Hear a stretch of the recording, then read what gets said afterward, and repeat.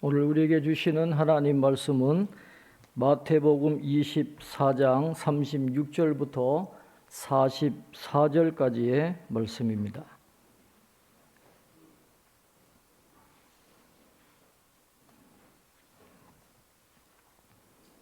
마태복음 24장 36절부터 44절까지 말씀을 제가 봉독해 드리겠습니다.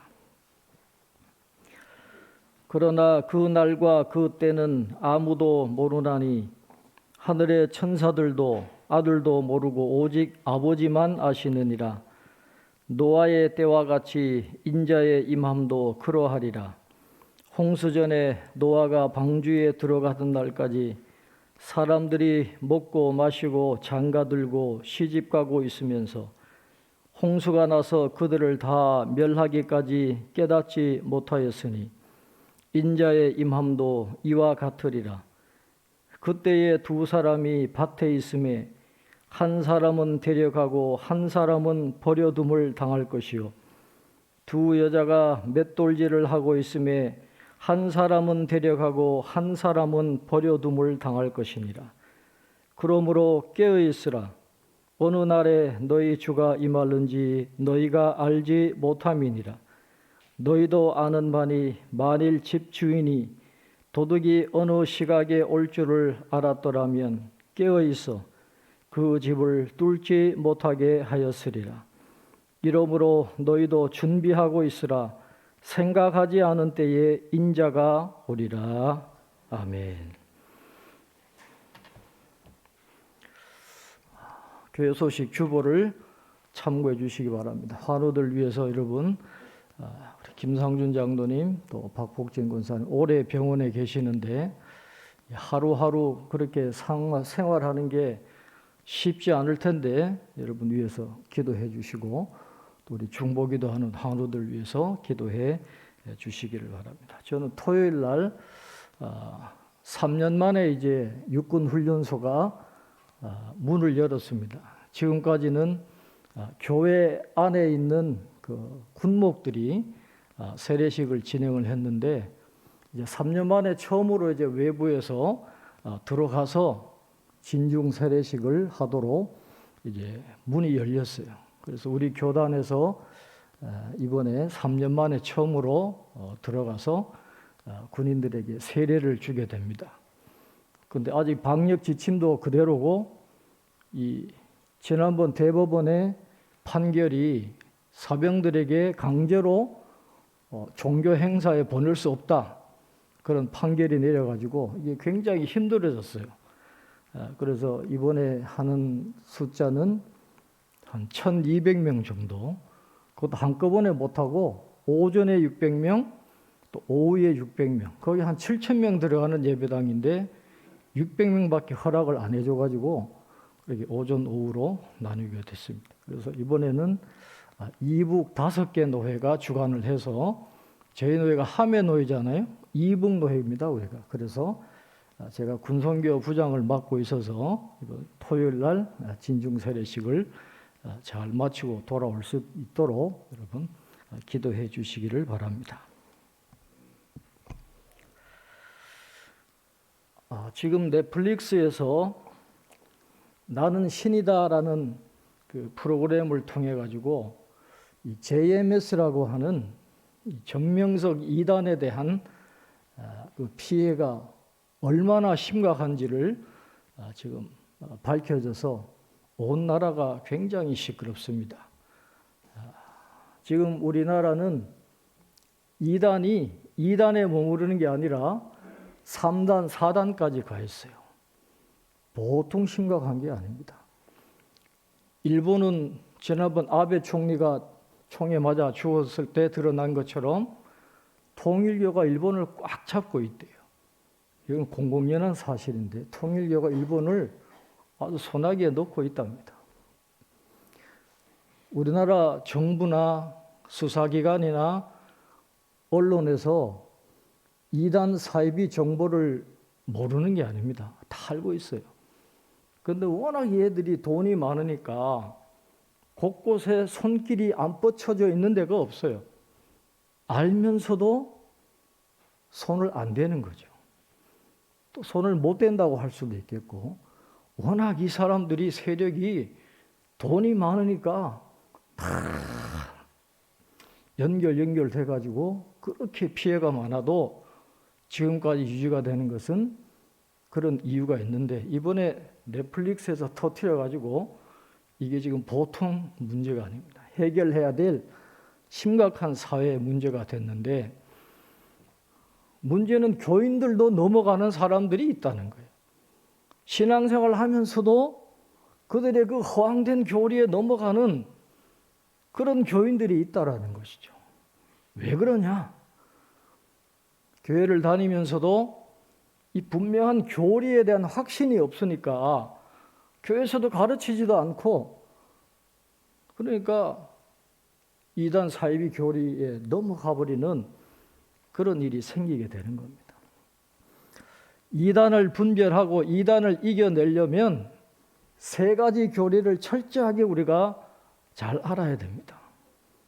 구원론, 성령론, 종말론, 요 세 가지는 성경적인 구원론, 성경적인 성령론, 성경적인 종말론에 대해서 우리가 분명하게 무장이 되어 있어야 이단에 흔들릴 일이 없다라는 거죠. 구원은 오직 예수님밖에 없다. 무슨 정명석이가 메시아고 이만희가 메시아고, 걔들도 다 예수님 믿는다 그러면서 결론은 정명석이가 메시아다 이렇게 되는 거거든요.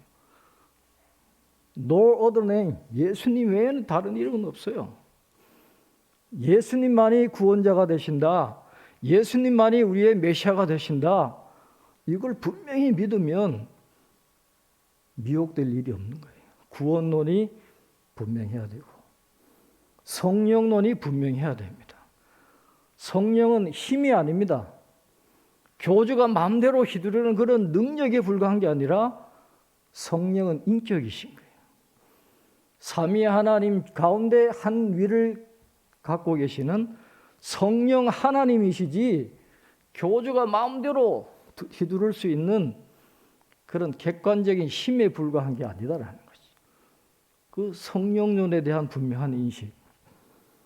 그리고 가장 많이 미혹되는 게 종말론이거든요.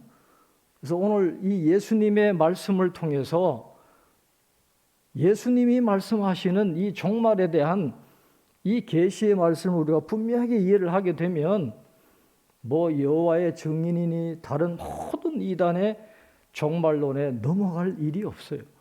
그래서 오늘 이 종말론에 대한 이 예수님의 말씀을 우리가 잘 듣고 그 위에 서서 우리의 신앙의 삶을 세워 나갈 수 있기를 바랍니다. 오늘 본문을 우리가 잘 이해하려면 마태복음 24장 3절을 먼저 살펴봐야 돼요.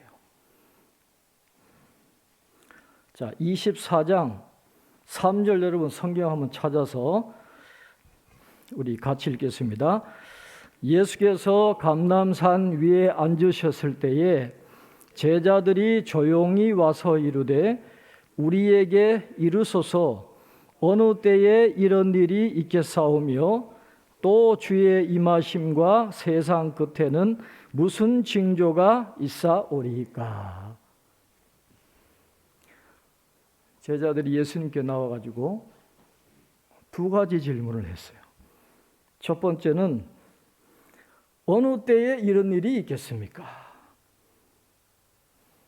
여기서 이런 일은 예수님이 지금까지 말씀하신 성전이 파괴되는 그 사건을 이야기해요. AD 70년에 로마에 의해서 예루살렘 성전이 파괴되잖아요. 바로 그것을 이야기하는 겁니다. 이런 일, 예수님이 말씀하신 성전에 돌 하나도 남지 않도록 무너진다고 하셨는데 성전이 언제 파괴될까요? 이게 첫 번째 질문이고, 그 다음에 두 번째 질문은 주의 임하심과 세상 끝에는 무슨 징조가 있사오리까? 두 번째 질문은 세상의 종말이 되면 예수님이 다시 재림하실 때 그때 일이 일어날 것이며 언제 그런 일이 일어나겠습니까? 이 두 가지 질문을 던진 거예요. 오늘 본문 앞에까지 마태복음 24장 35절까지는 예루살렘 성전 파괴에 대한 예수님의 대답이 나와 있습니다. 여기서 중요한 사실은 성전 파괴 때에는 분명한 징조가 있을 것이고 그 징조를 통해서 언제 예루살렘 성전이 무너질 것이라는 것을 알게 될 것이다. 그렇게 말씀하시는 것입니다. 예루살렘 성전이 파괴될 때에는 분명한 징조가 나타나는데 예수님이 말씀하신 그 징조를 보면 거짓 그리스도들이 나타날 것이고 전쟁이나 분쟁 같은 사회적인 혼란이 일어날 것이고 기근이나 지진 같은 일이 일어날 텐데 그런 때가 되면 성전이 파괴될 때가 왔다는 걸 알아라라고 말씀을 하십니다. 실제로 역사를 보면 AD 70년 로마가 예루살렘 성전을 파괴할 때 그때까지 드다와 같은 사람들, 갈릴리의 유다 같은 사람들이 내가 메시아다, 그런 거짓 그리스도들이 많이 일어났어요. 주 36년에 파르티아 전쟁이 있었고 주 36년에서 37년까지는 안티파스와 나바테아 왕인 아레타스와의 전쟁이 일어났습니다. 주 46년에는 클라우디우스 황제 때에 대기근이 로마 전체 지역에 일어나서 큰 어려움을 겪었고 예루살렘과 빌립보와 소아시아 지역에 크고 작은 지진들이 다 일어났어요. 그런 징조들이 있고 난 다음에 AD 70년에 예루살렘 성전이 무너지게 되는 것이죠. 그러니까 예수님의 대답은 성전 파괴 때에는 분명한 징조가 있을 것이고 분명한 때를 알 수 있지만은 그러나 오늘 말씀하시는 주님이 재림하시는 종말의 때는 아무도 모른다라는 거예요. 알 수가 없다라는 것입니다. 자, 오늘 36절에 이렇게 말씀하시죠. 자, 주님이 오실 때 세상 끝날은 어떻게 알 수 있습니까? 언제 일어납니까? 그러니까 예수님이 오늘 대답하십니다. 우리 36절 우리 같이 읽겠습니다. 그러나 그 날과 그 때는 아무도 모르나니 하늘의 천사들도 아들도 모르고 오직 아버지만 아시느니라. 성경의 종말론의 가장 큰 특징 중에 하나는 세상 끝날은 오직 하나님만 아신다는 거예요. 지금까지 수많은 이단들이 나타나가지고 다미 선교회라든지 또 외국의 많은 이단 사이비들도 언제 종말이 된다라고 이야기했지만은 종말이 온 적은 한 번도 없습니다. 오늘 예수님이 분명히 말씀하시잖아요. 그날은 오직 하나님만 아신다. 예수님도 겸손하게 낮추셔서 나도 모른다. 그러나 아버지만 아신다. 분명히 가르쳐 주시는 거예요. 누가 종말이 온다라고 하면 그건 다 사이비 이단이에요. 절대로 넘어가면 안 되는 거죠. 오직 하나님만 아신다라는 것입니다. 종말의 날을 알 수 없다는 것을 이 노아의 때를 비유해서 예수님이 설명을 하고 계십니다. 자, 우리 37절부터 39절까지 우리 같이 읽겠습니다. 노아의 때와 같이 인자의 임함도 그러하리라. 홍수전에 노아가 방주에 들어가던 날까지 사람들이 먹고 마시고 장가들고 시집가고 있으면서 홍수가 나서 그들을 다 멸하기까지 깨닫지 못하였으니 인자의 임함도 이와 같으리라. 아멘. 홍수가 언제 올지 몰랐던 것처럼 예수님 오실 날도 그렇게 될 것이다. 아무도 알 수 없을 것이지만 예기치 못할 때에 임하게 될 것이다. 그렇게 말씀을 하십니다. 오늘 이 본문에서 우리가 중요하게 생각해야 될 주제가 있는데, 예수님이 이 땅에 오셔서 하나님의 나라에 대해서 선포하셨습니다. 하나님이 통치하시는 새로운 세계, 새로운 질서, 그 하나님의 나라에 대한 가르침을 주셨습니다. 그러나 예수님이 말씀하신 그 새로운 세계와 이 현재의 세계 사이에는 모순과 갈등과 괴리와 많은 차이점이 있는 건데, 거기에 제자들의 소명이 주어지는 것입니다. 예수님의 제자들은 이 현재 세계를 새로운 질서의 세계로 바꾸어 가야 할 소명이 주어지게 되는 거예요. 옛날 질서를 따라가는 게 아니라 이 옛날 질서를 새로운 세계, 하나님의 나라의 가치관으로 바꾸어야 할 책임이, 그 소명이 예수님의 제자들에게 있다라고 하는 것이죠. 그러면 하나님의 나라를 갈망하고 새로운 세계를 이루어 가기 위해서 예수님의 제자들은 무엇을 해야 될 것인가? 그러면 어떻게 살아가야 할 것인가? 이 질문을 던지게 되는데, 이것을 다루는 것이 바로 윤리라고 하는 학문이에요. 제자들을 통해서 예수님이 가르쳐 주시는 예수님의 윤리는 종말론적인 성격을 갖고 있습니다. 다시 말씀드리면, 예수님의 윤리는 단순히 이 세상에서 너희들이 착하게 살아야 된다, 좋은 일을 해야 된다, 거기에 그치는 게 아니다라는 거예요. 왜 좋은 일을 하고 왜 착한 일을 해야 되느냐? 그 행동을 지키는 것 자체가 목적이 아니라 그 너머에 하나님의 나라를 이루기 위해 그 목적을 이루어 나가는 것이 예수님의 제자의 삶이 되어야 한다라고 그렇게 말씀하고 있어요.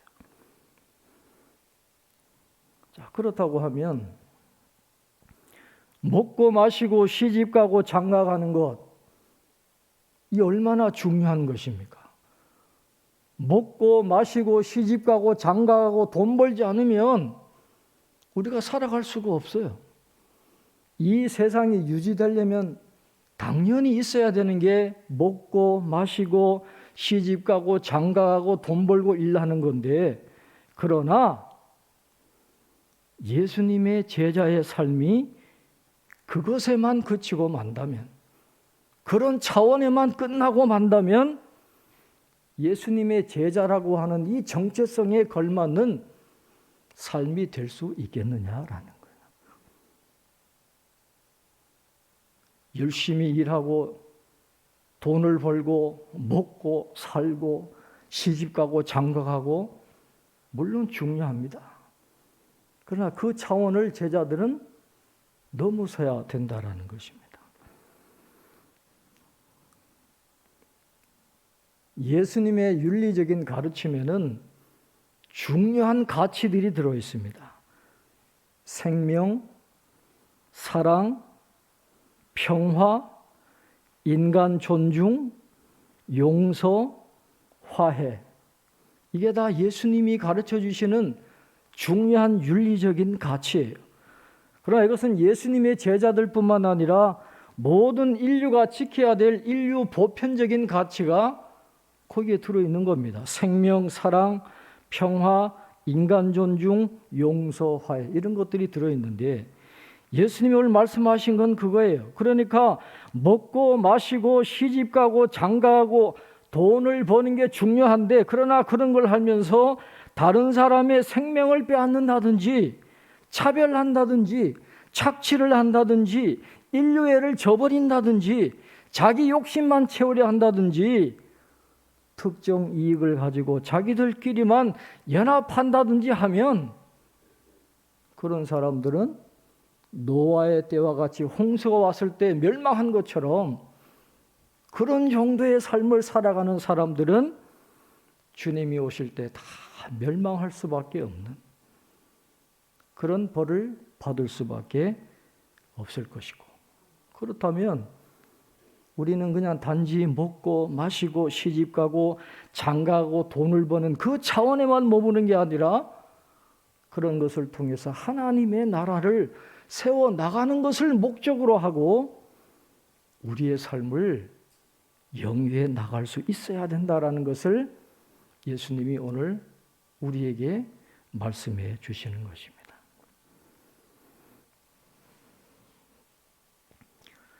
이 종말에 대한 말씀을 주시면서 예수님이 두 번 반복해서 말씀하시는 게 있어요.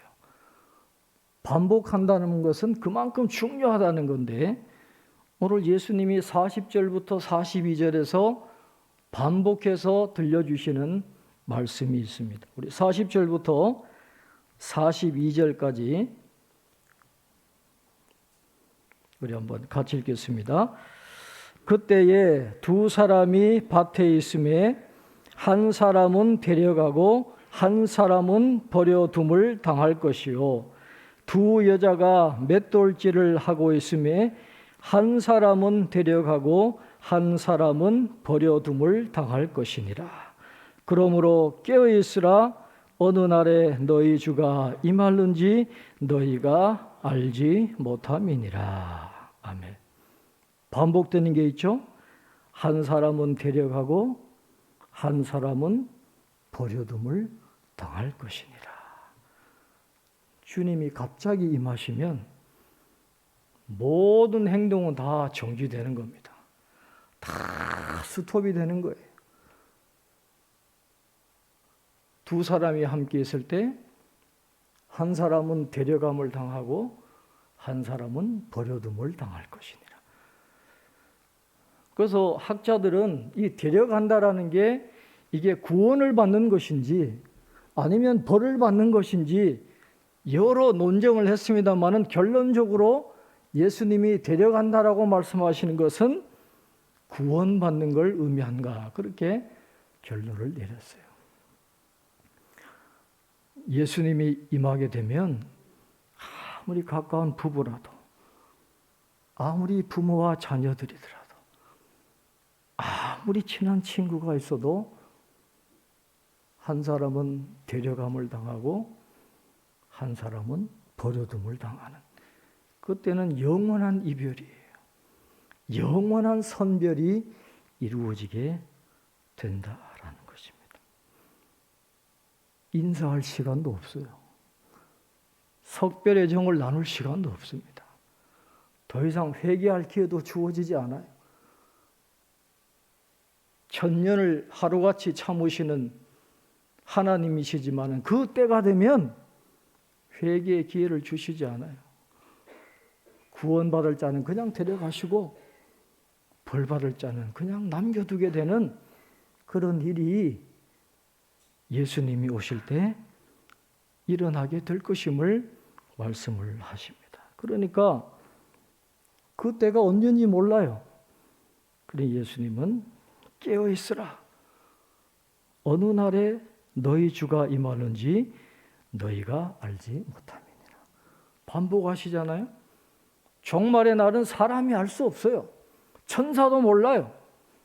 오직 하나님만 아시는데 그 때가 되면 구원받을 자는 구원받고 멸망할 자는 순식간에 헤어져서 벌을 받게 되는 거죠. 그러니까 우리가 해야 될 것은 늘 깨어 있어야 되는 거죠.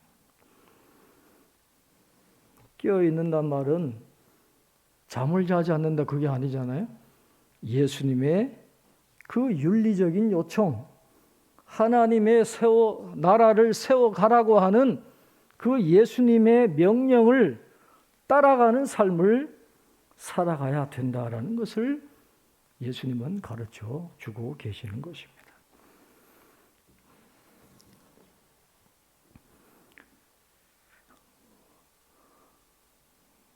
우리가 예수님의 이 윤리적인 요청에 올바로 응답하기 위해서는 구원이라고 하는 하나님의 은혜가 있어야 되는 것입니다.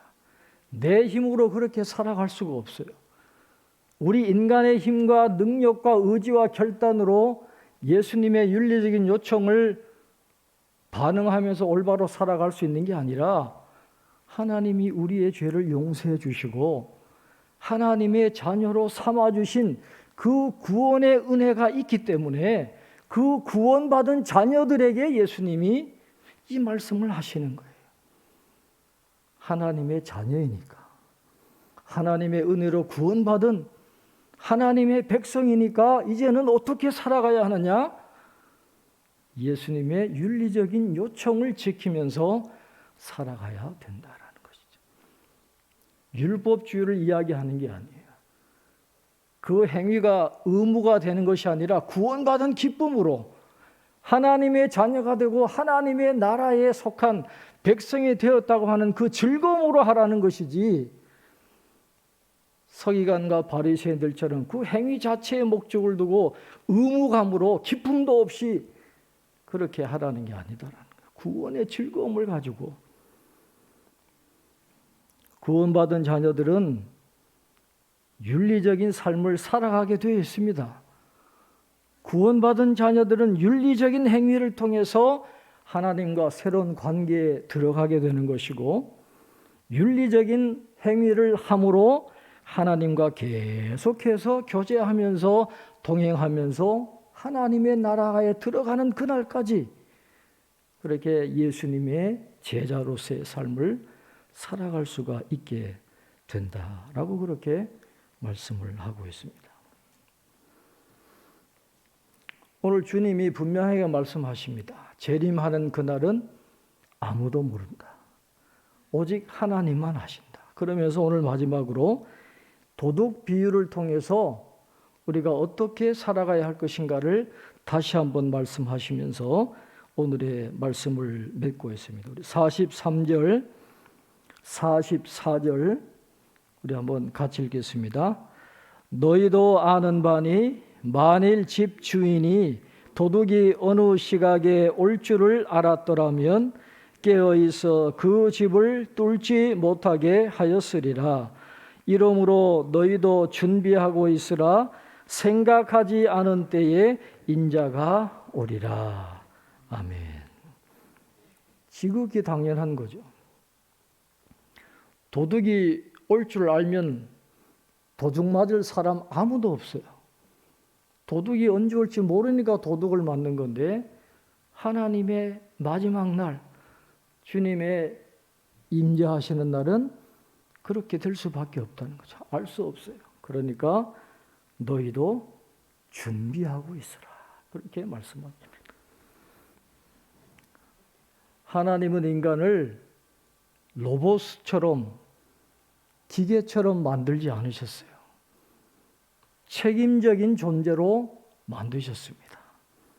인간은 회개할 수 있고 결단할 수 있고 자신의 행위를 판단하고 평가할 수 있는 주체성을 갖고 있습니다. 하나님의 선물이에요. 하나님 우리를 허사비로 만들지 않으셨습니다. 로봇이 아닙니다. 기계가 아닙니다. 우리에게 책임성과 주체성이라고 하는 이 선물을 주셨기 때문에 우리가 하나님 앞에 감히 죄를 지을 수도 있어요. 그리고 회개할 수도 있고 하나님과 새롭게 대화할 수 있는 그런 능력이 우리에게 주어져 있기 때문에 예수님의 윤리적인 요청에 올바로 응답하지 못하는 책임은 누구에게 있느냐? 하나님께 있는 게 아니라 사람에게 있는 거예요. 나에게 있다라고 하는 것입니다. 변명할 수 없습니다.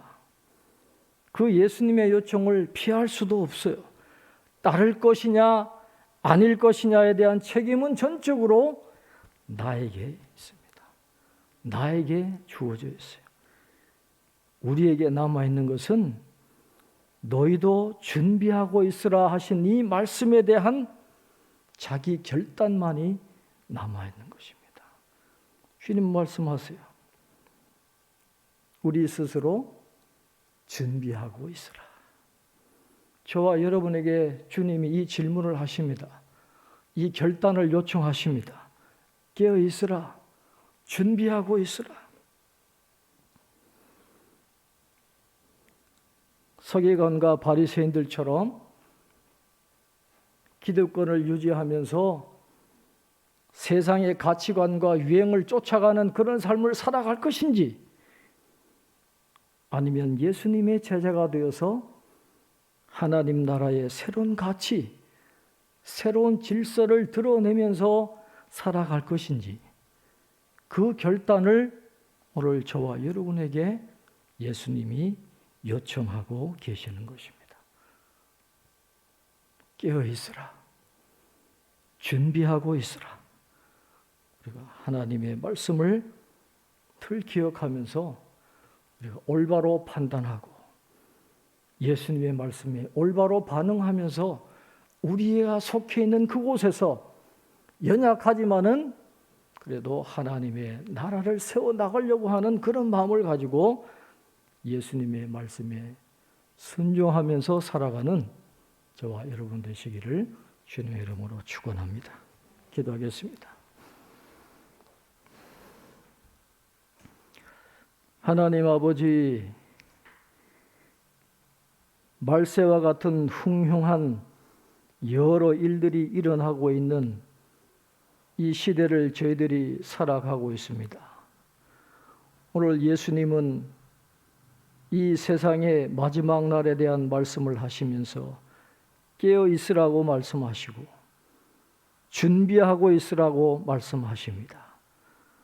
하나님, 우리에게 결단할 수 있는 능력을 주셨사오니 오늘 우리 모두가 구원에 대한 감격을 가지고 주님의 그 부르심과 그 주님의 요청에 응답할 수 있는 저희들 될 수 있도록 축복해 주시옵소서.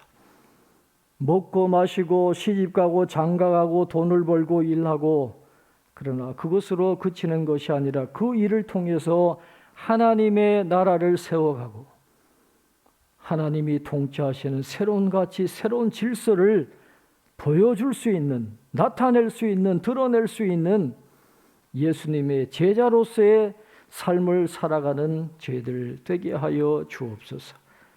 단지 착한 사람이 아니라 하나님의 나라를 세워나가는 주님의 제자가 될 수 있는 저희 한 분 한 분이 될 수 있도록 은혜를 베풀어 주시옵소서. 감사하고 예수님의 이름으로 기도하옵나이다. 아멘.